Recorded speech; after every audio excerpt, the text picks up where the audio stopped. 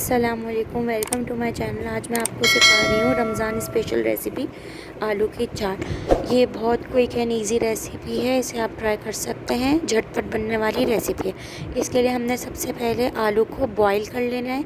जब ये बॉईल हो जाए फिर हमने इसका छिलका उतार लेना है। जब हम छिलका उतार लें फिर हमने इसे कट करना है। गरम गरम कट नहीं करना है, अगर गरम गरम कट करेंगे तो इसका शेप सही नहीं आएगा, ख़राब हो जाता है। इसलिए इसको पहले थोड़ी देर छोड़ दें। जब ये थोड़ा ठंडा हो जाए फिर हमने इसे कट करना है, तकरीबन 15-20 मिनट बाद। अब आप देख सकते हैं इसकी शेप ख़राब नहीं हुआ है, बिल्कुल सही है। अगर गरम गरम कट करते हैं तो ये इसका शेप ख़राब टूटना शुरू हो जाता है आलू।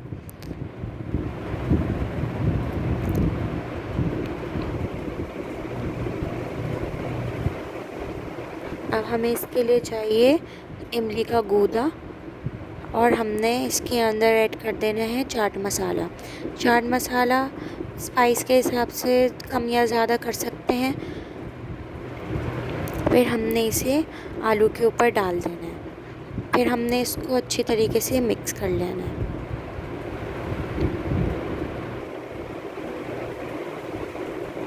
बिल्कुल हल्के हाथ से मिक्स करना है, वरना आलू टूटना शुरू हो जाएगा, इसका शेप ख़राब हो जाएगा।